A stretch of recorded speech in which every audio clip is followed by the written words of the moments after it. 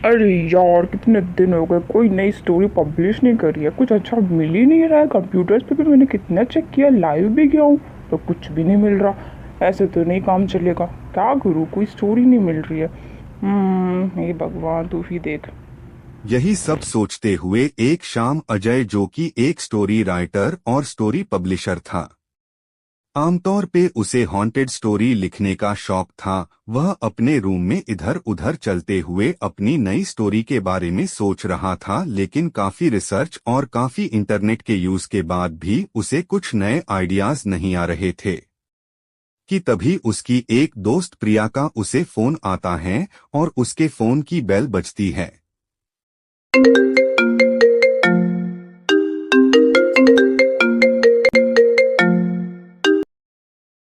हाँ प्रिया। हाँ सुनो अजय, वो तुम कल कह रहे थे ना, तुम्हें तुम्हारी स्टोरी के लिए कुछ अच्छा सा इंटरेस्टिंग सा आइडिया चाहिए जो तुम्हें मिल नहीं रहा है। तो ना मैंने इसीलिए तुम्हें कॉल किया है।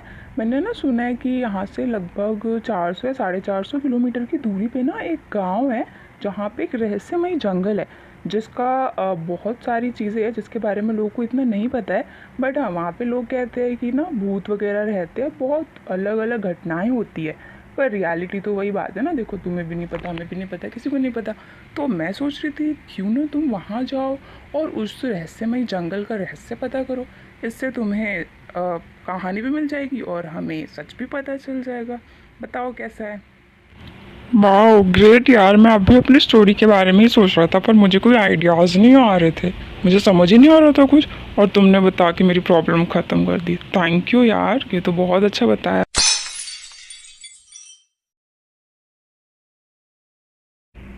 हेलो प्रिया, कुछ गिरा है यहाँ पे, तो मैं देखता हूँ एक बारी, तुम्हें बाद में बात करता हूँ। बाय। बाय अजय। फोन रखते ही अजय उस गांव और उसके रहस्य, वहां के जंगल की कहानी के बारे में सोचने लगता। और सोचते सोचते वो इतना डूब जाता है कि वो ये भूल ही गया था कि अभी कुछ देर पहले उसके घर में कोई चीज गिरकर टूट गई थी। वो बस सुबह होने का इंतजार करने लगता है और उन्हीं ख्यालों के साथ वो सो जाता है। कुछ ही घंटों में सुबह होती है। अजय तैयार होके अपना सारा काम निपटा के अपनी कार में बैठ के लोकेशन ऑन करता है और उस गांव के लिए निकल जाता है। वहां पहुंचते पहुंचते शाम हो जाती है। गांव काफी सुंदर था, लेकिन अजय को कुछ समझ नहीं आ रहा था। तभी उसे गांव के दो आदमी बात करते हुए दिखाई देते हैं। अरे मदन भाई, सुना तुमने कल रात क्या हुआ? कल रात लाखा उसी जंगल की ओर गया था और अभी तक वापस नहीं लौटा है। अब तो भगवान ही जाने क्या हुआ उसके साथ, वो जिंदा भी है या नहीं। हाँ श्याम भाई, देखो कैसी घटनाएं हो रही है गांव वालों के साथ। तुम भी थोड़ा ध्यान रखो अपना और अपने परिवार का। एक्सक्यूज मी, मेरा नाम अजय है, मैं शहर से आया हूँ। वो इस गांव के रहस्यमयी जंगल के बारे में मुझे कुछ जानना था, उसके रहस्यों का पता लगाना था। क्या आप लोग मेरी मदद कर सकते हैं? क्यों मरना चाहते हो भाई? उस जंगल में जाने वाला कभी लौट के नहीं आता। वो हवेली भूतिया है, वहां उस तांत्रिक की आत्मा रहती है। मेरी मानो तो जहां से आए हो वही वापस चले जाओ, वरना अच्छा नहीं होगा। कमाल है भाई, मैं इतनी दूर शहर से आया हूँ जंगल का पता लगाने, और आप लोग कह रहे हैं कि वहाँ मत जाओ। हाँ, वहां मत जाओ अगर तुम्हें खुद से प्यार है तो, वरना वरना तुम्हें भी उन लोगों की तरह ही पछताना पड़ेगा जो लोग वहां गए हैं। लेकिन तब कोई फायदा नहीं होगा।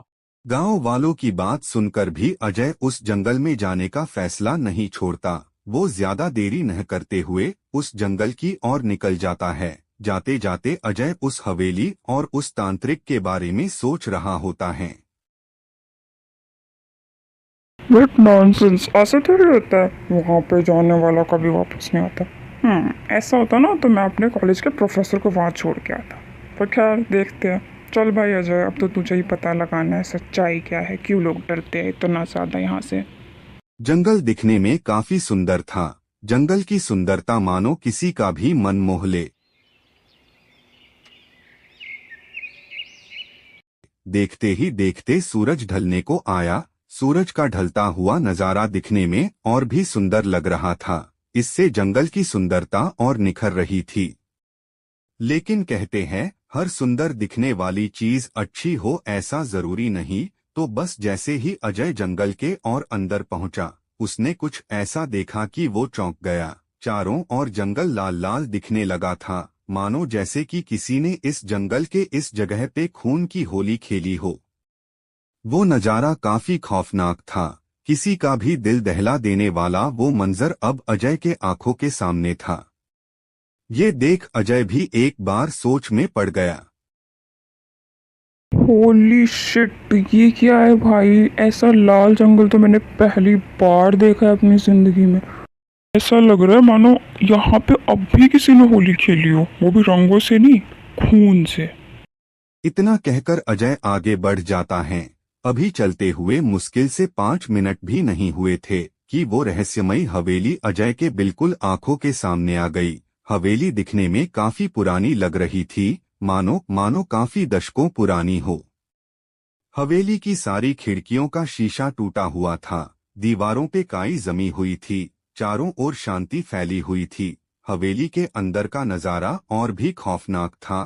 दीवारों पे खून के निशान और दीवारों पे लगी पुरानी फोटो, मानो मानो जैसे कि वो अजय से कुछ कहना चाहती हो। अजय ये सब देख रहा था। ये हवेली तो काफी पुरानी लगती है। मतलब देखो ना, हर जगह मतलब खून के निशान, और फोटोज तो मानो अब भी निकल के मेरे सामने आके खड़े हो जाएंगे। अरे अब ये क्या हो रहा है? एकदम से अंधेरा कैसे हो गया? कौन है? कौन है? देखो, जो कोई भी हो सामने आओ। मुझे पता है कोई भूत भूत नहीं है। तुम लोग बस बेचारे गांव वालों को डराने के लिए ये सब कर रहे हो। मैं नहीं डरता तुमसे, सामने आओ।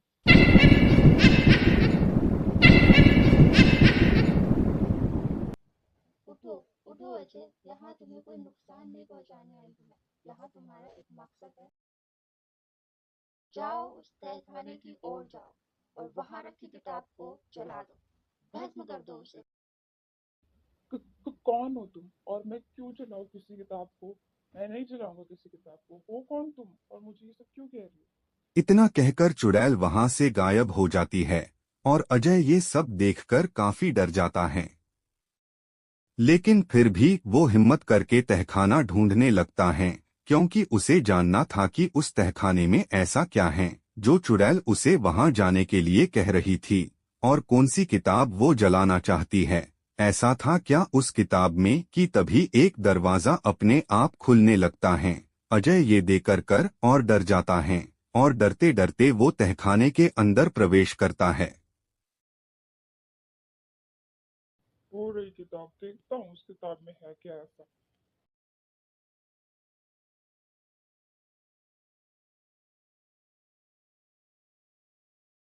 Why, hello there, and welcome.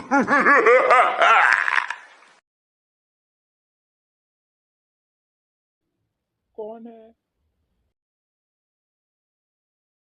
छोड़ो मुझे, छोड़ो, कौन है?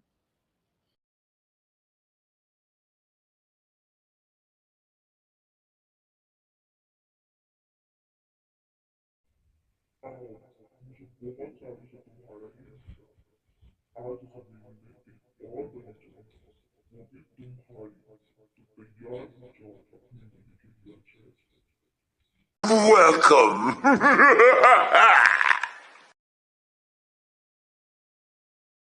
रुक जा देख, आज तो इसकी बलि नहीं देगा, बल्कि ये आज तेरी बलि देगा। आज ये इंसान तेरी इस किताब को जलाकर तेरी आत्मा को मुक्त करेगा और तेरी आत्मा का खात्मा होगा। अपना आखिरी समय देख ले तांत्रिक, जैसे तूने हमारी बलि दी थी, आज तेरा खात्मा होगा। अब इन तलवारों से मेरा कुछ नहीं बिगड़ेगा, कुछ भी नहीं बिगड़ेगा पापी। तू भूल गया, तूने ही मेरे शरीर से मेरी आत्मा को अलग किया था। अब मैं एक चुड़ैल हूँ, सिर्फ और सिर्फ एक चुड़ैल।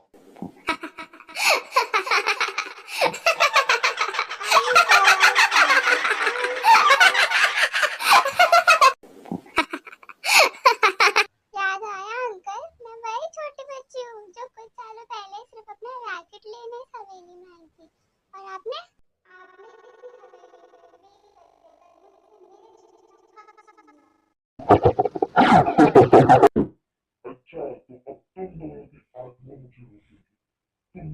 याद नहीं मेरी शक्तियाँ क्या है। मैं अभी चाहूँ तो ये जज्बे में तुमको नष्ट कर दूँ। अजय जल्दी उस किताब को आग लगाओ, तभी तांत्रिक की आत्मा मुक्त होगी और यहाँ से जाएगी।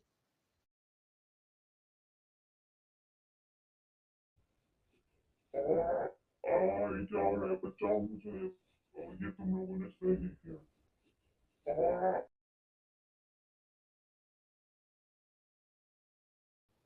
कौन था ये और क्या हुआ ये सब? ये एक दुष्ट पापी तांत्रिक है जो यहाँ जितने भी लोग आते थे, गलती से आए हो या जानबूझकर, उनकी बलि देकर शैतान को खुश करता था। शैतान का भक्त था ये, और इसने अपनी आत्मा को इस किताब में कैद कर रखा था, ताकि कोई भी इसकी आत्मा तक पहुंचकर इसका खात्मा ना कर पाए और ये लोगों की बलि चढ़ा सके।